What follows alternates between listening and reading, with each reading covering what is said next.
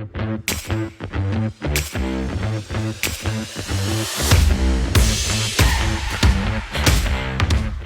to the Evergreen Creative Company Podcast. We like to call it the Evergreen Creative Podcast. It's a little bit shorter to say, but our main goal for this podcast is to share our experiences as a company through the projects that we work on a weekly basis. Whether you're a client or another creator, you're going to get to hear our experiences from each project that we work on. So if you find value from this podcast, please leave a review and also share this with your friends and colleagues. So welcome to the Evergreen Creative Company Podcast. Again, we need to start a Patreon for the uncut version. No one needs to hear what was just said. But if anyone sees the rest of what happens during the day, I can't get a job anywhere else. That's true. Hold it as leverage to keep you here. Job security. Could never run for political office. Oh, man. Speaking of political office, like, all the elections are done, at least locally. So God, maybe we can get rid of some of these signs. That's my biggest complaint. But anyways, I'm Josh. Houston. Hannah. And Kristen is in Tennessee visiting some family. So she's going to be kind of like in and out as far as the podcast goes for the summer, just because of home life situations. You snooze, you lose. That sounds bad. That sounds like a kid at school, like their home life situation. The kids are home. We don't have necessarily like childcare set up kind of stuff. She's working from home, but then like some situations like she's in Tennessee now, so she has a bad home life. The Bain House, yep. Yeah. All right, so what do we do this week? Yeah, as if you're new to the podcast, our goal for our podcast is to just share some of the projects that we work on, what it takes to get them done, things that we learn from them, wins, losses, and the goal is to hopefully help each other out as a community. So if you're listening and you hear like some tips or some advice that you appreciate, let us know in the comments or reach out to us also. Like we're up for advice too. So if you have a similar situation or an advice for something, we're all ears. We're always trying to see how we can improve. So we'd love to hear some thoughts on that. Also, if you just want to come onto the podcast, we can ring you in and have a discussion. So last week, as usual, we are working on various types of projects, and it was good projects. Like I had a good time with most of the stuff we worked on last week. Yeah, it was definitely a solid week. It was kind of like the first half of the week was definitely more in studio work kind of stuff, catching up on some edits, and then getting to some of the shoots later on. But let's just start with legal talk. So not last week's recording, but let me just backtrack. We work with the Cochran firm. They're the largest lawyer team. Law firm. I have one cup of coffee. I need more. But anyways, on my first. It hasn't hit yet. I don't want to use the word larger anymore. I just want to use largerest. Anyway, like we got to explain that campaign some more. But anyways, they're the largest law firm in this area. Yeah, I think people literally might think that we're just like stupid. I got a text from my mom last week, and she's like, "So what's this whole largerist thing?" There was someone that's wondering about the spelling and stuff, and it's like, it's working. Yeah. I knew that was going to happen, but she didn't say who it was. It could have been her for all I know. Of course, my mom asked when we were first talking about it, but TLDR. once we explained it. It does make like it's a good conversation opener, just in a sense, like in conversations with some people, I've just said, there's another production company in the area that claims to be the largest production company in the Wiregrass. So we're like, me and Kristen looked at each other and we're like, if they're the largest, what's that make us? And she's like, the largerest. So that's where that was birthed. Anyways, back to Cochran firm. About every other month. Is it every other month? Every 2 months? 3 months? It's been a while. We did June. The last one we did was March, and then before that it was. Is this the third or fourth time? This is the third. This is the third one I've done. Okay. I think the last one was last year, or the first one. Anyway, it's about every 3 months, I guess. we sit down with them, and it's like not a rapid fire kind of recording, but it's we like churn multiple out. lawyers back to back recordings, and we'll start at like at 9:00 and finish up around noon. lunchtime or so. They'll have 4 to 5 lawyers come in, and we'll end up producing like 12, 15 episodes. Right. Which is a great setup. More like 20. That's something that I would love for more companies to adopt, because obviously we're all busy. Lawyers are busy. Like, they got tons of stuff going on. We got tons of stuff going on. So instead of coming in there like every week, every other week, or even once a month, like, we literally knock out weeks worth of content, and they have enough, and it takes one solid morning. And as far as the people involved that stay there the whole time, it's us, Casey, and then the host, Ryan. And the lawyers, it takes like 20 minutes altogether of their time. So, everybody but David. Yeah, depends on your talent level, I guess. But it's not really talent level. It's like it's getting through it. Yeah, fun. But that's what I'm leading up to as well. It's like, it is the funniest, and it's ironic how it's the funniest projects that we work on, because it's law talk. And they do come up with something interesting. Yeah, David and Ryan together, like, they need their own show. Like, they are hilarious. So the last time we worked with them, we put together a bloopers reel, and it was so stinking funny. It was so funny, and everybody got a kick out of it. I think they're about to release it, so nice. We're gonna upload it to our own stuff too. Our thing here is, like, we want the client to have the glory first, and then a couple weeks later or so we'll post our work. But oh my gosh, it's so funny. It's always gold. a good time recording those, though. Yeah, and like you said, the personalities are just good people to work with. They're funny, relatable.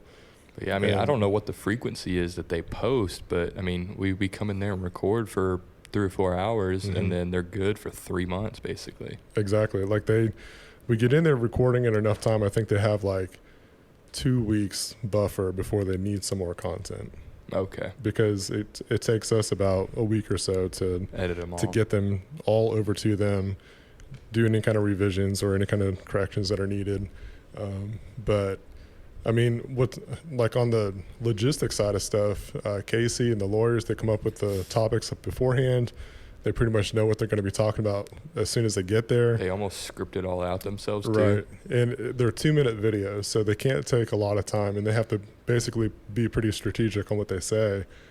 And it's quote unquote easy work, but also it's just, like I said, it's a lot of collective videos. It's a lot of collective videos put together that they can use for months at a time. I'm not positive on the frequency that they post, but I have to imagine maybe like once a week. It's something like that. With the way it's spaced out, with how often we come record. But they use it on social media, but they also have it televised. So it's multi-purpose and all that kind of stuff too. But it's once the bloopers are posted, I'll have that into the show notes and stuff. It's so funny. It's potential viral videos for sure. Hannah had a good idea yesterday, because we're wrapping up on this last recording that we did to just do some of the micro videos, like the shorter, funnier stuff, and just put that out there. They'll have a few serious topics, or not so much serious, but a few, like, actual legal topics or whatever, but then they always try to throw in, like, with each lawyer, have one, like, funny, fun question. Right.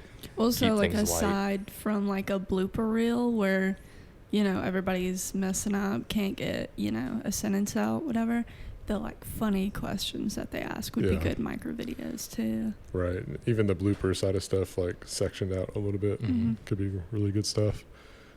So, yeah, like, that's always a fun project. I think we've made a tradition out of, like, our lunchtime. We just go to KBC, I think, the last 3 times that we've done it. So, all 3 times we've done it.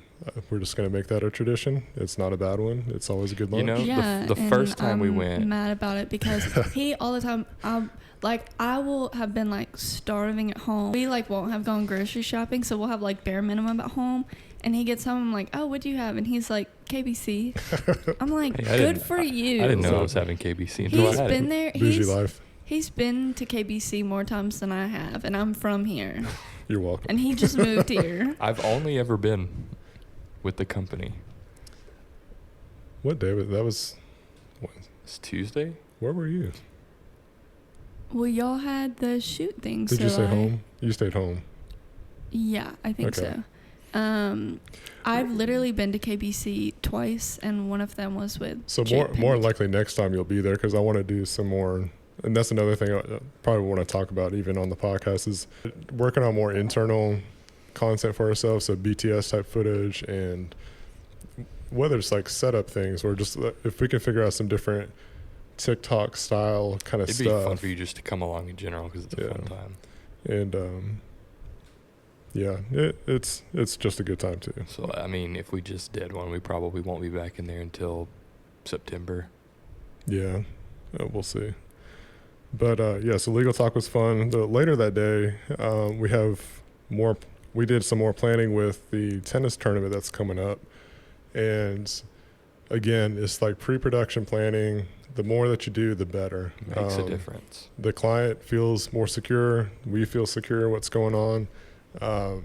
We're going into it like we're doing measurements. We're planning out how things are going to be, just like scheduling and all that kind of stuff. It's a 10-day tournament, so it's quite a long time out there.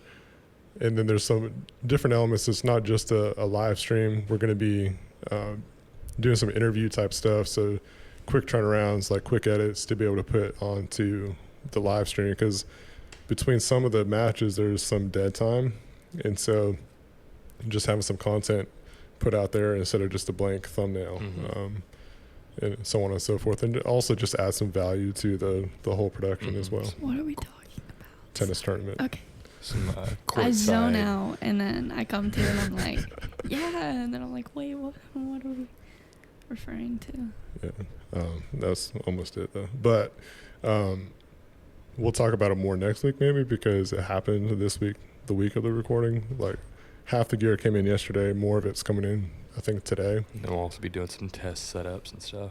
Yeah, so we got to test out the gear, and like that's always, a filmmaker friend of mine stopped in the other day and we just had a conversation because he saw all the stuff on the table. He's like, "What's all that for?" And I'm like, "Yeah, just always having to drop money when you don't even plan to or want to." It'd be like that. But and you just sometimes you have to outweigh the pros and cons and stuff. Like I thought about just trying to rent the gear, but the problem is that we need to test everything out beforehand. Like we need to test it in the studio, test it out on the field, before letting it show up a day or two before, and then something's not working right or you need to get something else to make things, So we ended up just having to drop the money on it, and it'll pay itself off because the work alone, it's good pay rate kind of stuff, but also it encourages us to market for some more similar gigs to where we can use the gear again and again. Anyway, so Thursday, we worked with Vision Center most of the day as a company. Kristen set up some headshot station kind of stuff for the morning. Then Heath and I went over to some of the city pools to capture what was marketed as like the world's largest swim lesson. I'm not too sure all the details on that. I think weren't they just doing simultaneous swim lessons at all the public pools? Yeah, and I think it's like it's like a national type thing that all like those kind of city pools, organizations kind of take part of. But so we did that and just got some swim lessons kind of stuff. So we work with Did you learn anything about swimming? No.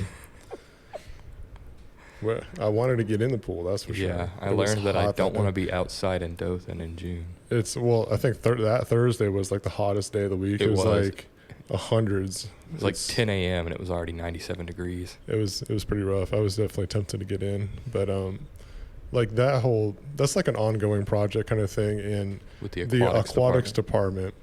And obviously, Waterworld gets a ton of attention because of it is what it is. But there's a lot more to the aquatics department of the city than just Waterworld. So there's all the different city pools. There's like swim meets and all kinds of stuff. The aquatics department, we would do a ton of stuff with Waterworld. It's easy content for that. But then they want to promote the different city pools because they have a lot of different programs going on. There's swim lessons. There's exercise programs for different age groups. There's swim meets, athletics, so on and so forth on down the line.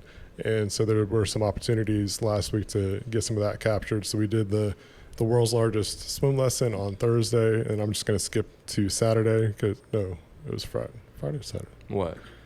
Vision Center was also Thursday. Yeah, we'll get back to Vision Center. I did Saturday, since we're on swimming, so I was just going to cover that part. There was a swim meet on Saturday, so I went in there and spent about 30 minutes or so just getting some photos and videos of nice. a swim meet that was happening. It's just nice to have this kind of company relationships to where we can just continuously work on stuff, and so it was just basically content building. I edited the photos and turned those in, but then we're just got to coordinate with them about the video side of stuff, like what kind of content do they want produced from that kind of stuff, like if they're hiring lifeguards, show different aspects of lifeguarding, or even if they're hiring for pool attendants or something like that, or anything else that they're wanting to promote, we can try to put some footage to that. So that was the aquatics work that we did. But back to Thursday, later on, we had earlier, I think we talked about, we did some real estate style, another episode, we talked about the real estate photos and videos that we did with Vision Center.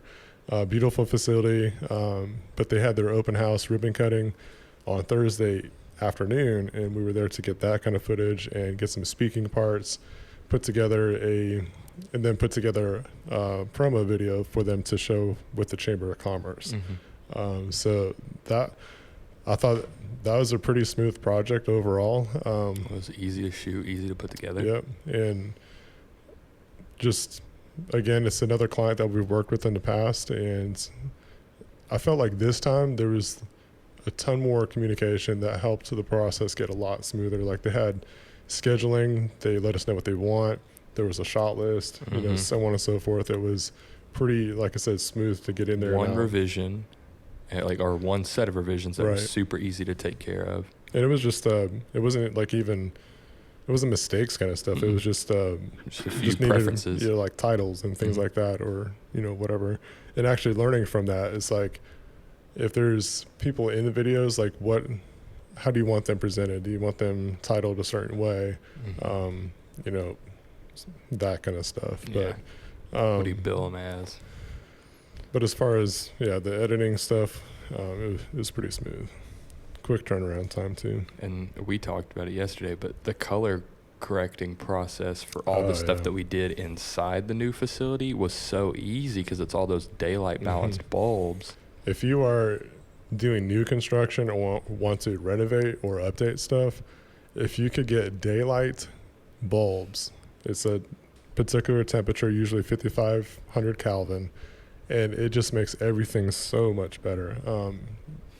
The footage was so clean. The photos were super easy to, like the white balance, all that kind of stuff. It was just, you'll never regret very nice good lighting. So that, like when we first got there, that was like one of the first things, at least I noticed. I was like, oh, this is nice. Brought the aperture. We didn't even need to bring our own lights because it was that good of lighting. But it was smooth process. Little things that we can improve on, like figuring out what people should be called and official titles, things like that. But I was pretty pleased with that whole process. So one more calendar item, and it's like a work in progress kind of thing, is the photo bus. I've got a buddy that lives here in Dothan that he's renovating his own Volkswagen stuff, but also knows other things. So I'd brought it over to him to just like, hey, I just need an overall look, and what are some of the priorities I need to do. But so I had an overall inspection of the photo bus, and got some more recommendations, what shops to use here in town. He was able to work on some stuff, like he got the electrical box to work inside of the plug inside of the bus, so that way we can plug in the van or bus, whatever you want to call it, and use the internal receptacles. So that's actually like a big deal, because we're going to be plugging in gear like the photo booth, like a fan, and lighting and stuff like that. So that was nice to get all that done. Also just hang out with a buddy and more progress with the bus. So that's fun. I think this week the replacement tent comes in, the canvas, so going to get that replaced. Nice. Plus, Pop that. I'm sorry, the tent already came in. It's the headliner, like the material that goes right above the roof inside. So once those things happen, it's gonna, I think, come along pretty fast as far as cosmetics go. Still got to get take out the carpet and all that kind of stuff because it's just old and needs to be replaced. We're getting some good traction with the bus as far as interest. One, I think I talked about it before, the art museum. We're going to be there for the yard party for art.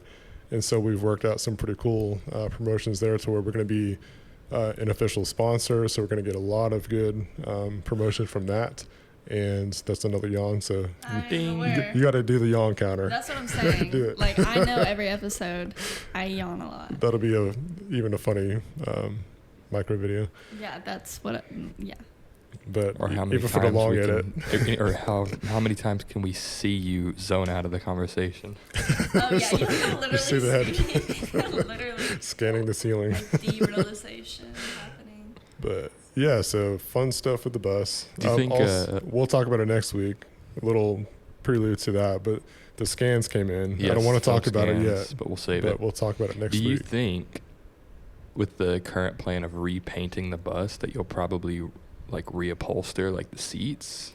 I don't think we're going to repaint it. If we do repaint it, because I like the green color. I thought it was fitting, but if the green didn't show up as much on the inside, we probably might be a little bit more inclined to change the color. But the process of getting that done, one, is expensive, so it's and then if you have a different color something outside in and the inside's all distant green, future, or like at that point, I don't know. Hopefully, maybe painting jobs will get cheaper, but you have to like uninstall everything inside. yeah. And that's the whole process in itself. So because the framework shows in the bus, we could try to cover it up. There might be some opportunity for that, but I mean, it's got a decent paint job on it already. it's decent, and it's definitely going to get the job done for what it is. But yeah, I was just curious because if you switched it up from the green, then the entire inside is just like a weird clashing color. Yeah, we would probably have to change the Because the interior, upholstery. like the seats and stuff are still in great shape. Yeah. I want to say that the guy that had it before, I think he put those in. Yeah, I was wondering if those seats were original. I don't think they were original from like the person that was using it, but they're not like brand new stuff either, but they're still good condition. I'm sure it's one of those things like with those vehicle restorations, like you don't always get brand new stuff. You find stuff that's been previously used, pick and pulls, and you can find some better deals that way. But really excited about that. Like some of the gear that's coming in this week too is like the photo booth parts, like the printer.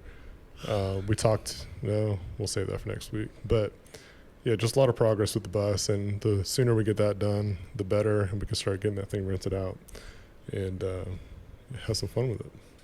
We got to get some more style shoots prepared for that. We want to take it to like 3 different locations with 3 different couples, or it doesn't necessarily even have to be couples. It could be But it just would look people in good. general.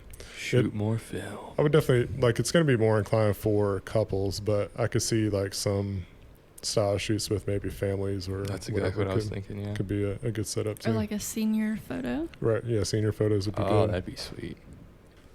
All right. So a pro tip of the Really? week is, Okay. yeah, well, so you're feeling judgy vibes over here, but It helped us a lot. yeah, so pro tip is to get the correct lighting, invest in good lighting of your building. Even if you're not going to have a ton of photo or video work in it, the presentation is so much better. So using Vision Center as an example, it's like, it just looks super clean. It's got a modern, classy look to it. I would say even go as far as venues in this area, if they could update their lighting. If we can get rid of There's- all the yellow bulb Yeah, chandeliers there's this one in this camp area. that's like, I'll use downtown as an example because this has been a discussion in some of those groups. Some people really like the white lights, like what we like, the daylight colors, and then some like that older yellow orange stuff. And it's just, in my opinion, the white lights look so much more inviting. it makes the presentation better to me, and you can still have a classy look to it. Like there's this connotation that it doesn't. Obviously, everybody has their opinions and stuff, but like if you're gonna update stuff, like even inside of the studio, obviously we're gonna try to do as best lighting as we can, but it just helps the presentation out. It helps if you're gonna be doing, even if you're doing your own work, like even using an iPhone or your phone or whatever it is, like the colors are gonna look so much better. Your phone sensor is gonna adapt better to a white light versus the orange muddy look. Mm-hmm. So I think that's a good pro tip. It's worth investing into good lighting for your location because it's going to make your presentation so much better. A world of difference. Like, share, subscribe. See ya. All that fun stuff. And we'll catch you next episode. All right, so that's going to wrap it up for this episode. We appreciate you watching or listening. If you find value from this podcast, please leave a review. It helps rank us up into the podcast algorithms. Also, if you would like to be a guest on the show and share some of your project experiences, let us know, reach out, and we'll be happy to have you on the show, get you scheduled on. If you're a client and want to work on a project with us, there's contact information down below in the video description. We're looking forward to hearing from you and see what your ideas are and see how we can potentially be a fit to make your project happen. Until then, we'll catch you next episode.